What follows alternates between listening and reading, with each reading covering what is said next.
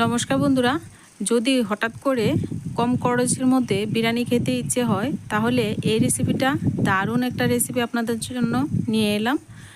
এখানে আমার লাগবে 4-5 টুকরো মাংস আর অল্প একটু আলু দিয়ে দারুণ স্বাদের বিরিয়ানি আপনারা তৈরি করে খেতে পারেন। তো এই রেসিপিটা কিভাবে তৈরি করেছি অবশ্যই বন্ধুরা ভিডিওটা পুরোটা দেখো। আর খুব সুন্দর হয় খেতে, একদম ঝরঝরে দারুণ টেস্টি একটা খাবার। ব্যাচেলারদের জন্য তো খুবই একটা সহজ একটা রেসিপি। অবশ্যই বন্ধুরা না টেনে ভিডিওটা পুরোটা দেখো, খুব সহজ একটা রেসিপি। আর এখানে যে উপকরণ লাগবে, এখানে 4-5 টুকরো চিকেন নিয়েছি, আলু এখানে দুটো বড় সাইজের ডুমো ডুমো করে কেটেছি, এক বাটি আমার লাগবে চাল। আর চাল আপনারা এখানে বিরিয়ানির চাল নিতে পারেন। এখানে আমি বাসমতি চালটা একটু ভাঙ্গা টাইপের চালটা আমি নিয়েছি। এই চালটা দিয়ে আমাদের এখানে কিন্তু বিরিয়ানি রান্না করা হয়। চালটাকে ভালো করে এবার ধুয়ে নিচ্ছি, আর 2-3 বার জল পাল্টে ভালো করে ধুয়ে নেবেন। দামি চাল বলে কিন্তু কম ধুয়ে নিলে হবে না, ভালো করে ধুয়ে নেবেন। ধুয়ে এদিকে জলটা জড়িয়ে রেখে দিয়েছি। আর চুলায় প্যান বসিয়ে এর মধ্যে পরিমাণ মতো সর্ষের তেল দিয়ে আমি রান্নাটা করছি। আপনারা সাদা তেল দিয়ে করতে পারেন, কোনো অসুবিধা নেই। এখানে গরম মশলা নিয়েছি, এলাচ একটু বেশি নিয়েছি, 4-5টা নিয়েছি গরম মশলা, লবঙ্গ আর দারচিনি নিয়েছি, ফোড়নে দিয়ে দিলাম। দুটো তেজপাতা টুকরো করে দিয়ে দিচ্ছি। ফোড়নটা এবার সুন্দর করে একটু লালচে কালার আসা পর্যন্ত সুন্দর ভেজে নেব। দেখবেন সুন্দর একটা গন্ধ বেরিয়ে যাবে ফোড়ন থেকে। তো ভাজতে ভাজতে একটা সময় দেখবেন খুব সুন্দর ভাজা হয়েছে আর ফোড়ন থেকে একটা সুন্দর গন্ধ বেরিয়েছে। এ পর্যায়ে আমি এখানে দুটো বড় সাইজের পেঁয়াজ একটু ভারী করে কেটেছি, দিয়ে দিলাম। এবার পেঁয়াজটাকে একটু সুন্দর বাদামি বর্ণ করে ভেজে নিচ্ছি। রান্নাটা খুবই সহজ বন্ধুরা, একবার দেখলেই খুব সহজেই আপনারা করে নিতে পারবেন। আর হঠাৎ করে যখন আমাদের ইচ্ছে হয় বিরিয়ানি খেতে, তো এইভাবে আপনারা করে খুব সুন্দর খেতে পারবেন। এখানে কোনো রকম মশলাপাতি আমি ব্যবহার করিনি, নর্মাল গড়ে থাকা উপকরণ দিয়েই রান্নাটা করে নিচ্ছি। এখানে আমি আদা রসুন বাটা 2 চামচ দিলাম, আর পরিমাণ মতো হলুদ গুঁড়ো, পরিমাণ মতো লাল লঙ্কার গুঁড়ো, পরিমাণ মতো ভাজা জিরা ধনে গুঁড়ো দিলাম। রেগুলার আমরা মশলা যেগুলি খাই। এবার চিকেন আলু ভালো করে মশলার সঙ্গে কষিয়ে নেব, আমরা যেভাবে চিকেন রান্না করি সেমভাবে। তো একটু সময় ভালো করে নাড়াচাড়া করে দিয়ে সমস্ত উপকরণ ভালো করে একটু মিশিয়ে দিচ্ছি। এবার পরিমাণ মতো লবণটাও দিয়ে দিলাম, লবণটা একটু বেশি করে দিয়েছি যেহেতু আমি এখানে রাইসটা এই চিকেনের মধ্যে দিয়ে কিন্তু রান্নাটা করব।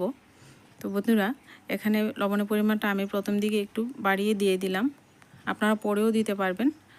লবণটা দিয়ে ভালো করে এবার চিকেনটা কষিয়ে নিচ্ছি।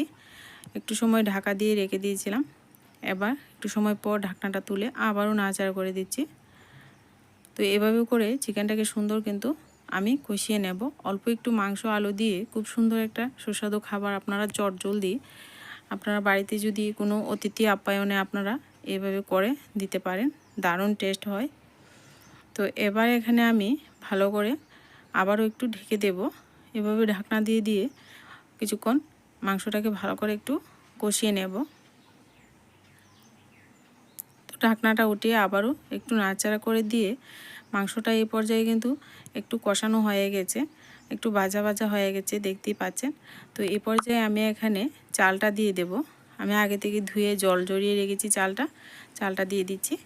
আপনারা এখানে ঘরে থাকা রেগুলার যে চাল, সেই চাল দিয়েও কিন্তু এই রেসিপিটা করে খেতে পারবেন। এবার চালটা দিয়ে ভালো করে নাড়াচাড়া করে একটু মিশিয়ে নেব। যদি আমার চ্যানেলের বন্ধুরা নতুন বন্ধু হয়ে থাকেন আর আমার চ্যানেলটি এখনও সাবস্ক্রাইব করেননি, প্লিজ সাবস্ক্রাইব করে রাখবেন। যদি আমার চ্যানেলের ভিডিওগুলি ভালো লাগে সাবস্ক্রাইবের পাশে থাকা বেল আইকনটি বাজিয়ে রাখতে ভুলবেন না। যখনই কোনো ভিডিও আমি আপলোড করব সাথে সাথে যেন নোটিফিকেশানটা আপনারা পেয়ে যান। এবার দেখুন সুন্দর করে মিশিয়ে নিয়েছি। এবার এখানে আমি একটু জায়ফল দিয়ে দিচ্ছি, জায়ফল যদি হাতের কাছে থাকে দিয়ে দেবেন, একটু দিয়ে দিলাম। আপনারা এখানে বিরিয়ানি মশলা বাজার থেকে যে কিনা প্যাকেটটা পাওয়া যায় এখানে দিতে পারেন, ভালো লাগবে। তো আমি এখানে একটু জয়িত্রী আর জায়ফল দিয়ে দিলাম, আর 1 গ্লাসের মতো জল দিয়ে দিলাম, যেন রাইসটা একটু ডুবো ডুবো থাকে এরকম করে জলটা দিয়ে। এবার আমি চুলার আঁচটা একদম লোতে করে রান্নাটা করে নেব। চুলার আঁচ একদম লো করে আমি এখানে ঢাকনা চাপা দিয়ে রান্নাটা করে নেব। একটু আমি এখানে ফ্লেভারের জন্য কাঁচা লঙ্কা দিয়ে দিলাম, এতে করে সুন্দর একটা ফ্লেভার আসবে। এবার ঢাকনা চাপা দিয়ে লো আঁচে আমি 4-5 মিনিট রান্নাটা করে নিয়েছি। 4-5 মিনিট পর এরই মাঝে আমি কিন্তু ঢাকনা উঠিয়ে আবারও একটা নাড়া দিয়েছিলাম। তো একটু পর পর আপনারা একটু অবশ্যই নাড়া দেবেন, নাড়া না দিলে নিচেতেই কিন্তু লেগে যাবে। তো আবারও ঢেকে দিচ্ছি। এবার একটু ঘি দিয়ে দিচ্ছি। আমি এখানে ঘিটা কিন্তু গড়েই তৈরি করেছিলাম, তো হাফ চামচের মতো ঘি দিয়ে দিলাম। পরিমাণ মতো আপনারা দিতে পারেন, এখানে বাদামও দিতে পারেন, কিশমিশ দিতে পারেন। তো আবারও ঢাকনা দিয়ে ঢেকে আমি 5 মিনিটের মতো লো আঁচে আরও রান্নাটা করে নিয়েছি। 5 মিনিট পর নাড়াচাড়া দিয়ে দেখিয়ে দিচ্ছি, দেখুন আস্তে আস্তে কিন্তু ঝরঝরে হতে শুরু করে দিয়েছে। এবার এই পর্যায়ে এসে কিন্তু এখানে আর চুলার আঁচ জাল করতে হবে না, মানে অন করতে হবে না। এবার কিন্তু ঢাকনা দিয়ে ঢেকে আমি 10 মিনিটের মতো স্ট্যান্ডিং টাইম রেখে দেব। আর 10 মিনিটের মতো ঢাকনা দিয়ে রেখে দিলে যে জলটা আছে জলটা শুকিয়ে একদম ঝরঝরে হয়ে যাবে। আর ভাতটা দেখুন কত সুন্দর কিন্তু সেদ্ধ হয়ে গেছে।